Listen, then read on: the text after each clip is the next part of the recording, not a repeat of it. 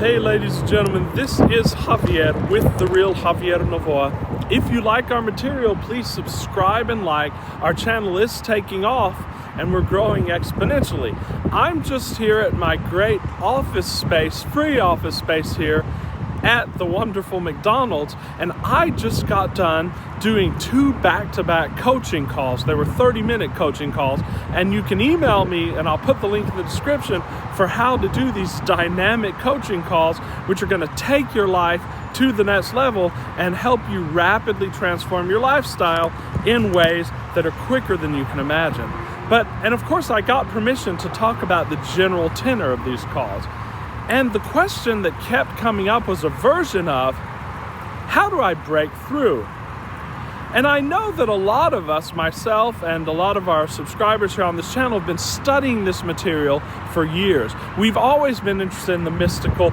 We've always been interested in human potential and personal development and how to transform our lifestyle. But for some people, something is holding them back. No matter how many seminars they attend, no matter how many coaching sessions that they do, no matter how many books they read, something's holding them back. And I just wanted to briefly discuss this. How do we break through? How do we break through from hoping that it's working to having pretty good confidence in this material, to knowing that it works and therefore stop trying to implement it? And that's it. You do exactly that. I remember in The Power of Now by Eckhart Tolle, he was answering a question about, someone said, well, I know I have negative feelings, but how do I drop those negative feelings? Well, he said, you just drop it. That's it. You make a decision, and it has nothing to do with feeling. This is not about being obsessive with your feelings and your emotions. This is about making a decision, no matter how you feel, to drop it, to drop the resistance, and to drop the dependence on a cause that's exterior to you. I remember that Goldsmith also talked along this vein, and he said that when students first are introduced to this material, they have some success because the tools that we teach on this channel of imagining, of getting into the state of the wish fulfilled, of changing your thoughts and your beliefs, of self-talk, these are all very powerful, and you can manifest anything that you want in your life.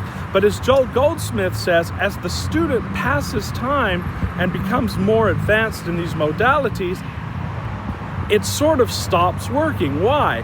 Because he falls back into that same pattern. Like there was that story of the owner of the Arthur Murray Dance Studio, one of the Arthur Murray Dance Studios, in Neville Goddard's book, The Law and the Promise. He read a Neville Goddard book and he manifested himself into being the owner of one of those studios. But then he got caught up again in the workaday world and he forgot about it. So the point is, if you see this as simply a set of tools that you can apply, that is going to benefit you as well, and that'll work. But it's going to leave you thirsty, ladies and gentlemen, and it's going to wear off. The way that you have this as a permanent shift in your lifestyle is when you decide to buy the pearl. And we did make a video on the pearl of great price, and I will link to that video. But it's very simple. You don't even have to listen to a lecture. I'll tell it to you. The pearl of great price is knowing that reality is within you and knowing that your focus is the only reality and that you don't even have to try to manifest it. Stop trying to manifest it. Stop even trying to look for signs of your wish fulfilled, because that means that you're not in the wish fulfilled.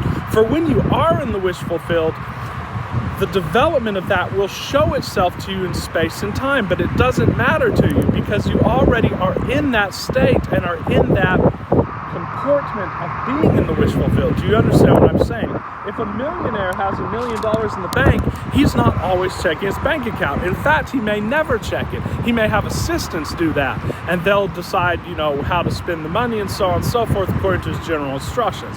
But he's not always checking the bank account. So if you find yourself trying to check and see whether these principles are working, that means that you have not gotten up from your prayer believing that it is already done. Therefore, you're not in the modality. The only way to become in the modality is saying, screw how I feel, screw what's going on the outer. I'm simply making a decision that what I say is the reality, and I accept no other reality. I don't even let that in. And then you just live on this film roll, you allow it to unfold, but you are multidimensionally on another film roll, as we discussed last night, and then you are it. So just decide to be it. It's very simple, but when you make that decision and when you make that shift, you're there, and then everything that you need unfolds on its own accord. Thanks for watching. This is Javier, and we will be making more videos this weekend. With much love and appreciation, I'll see you very soon.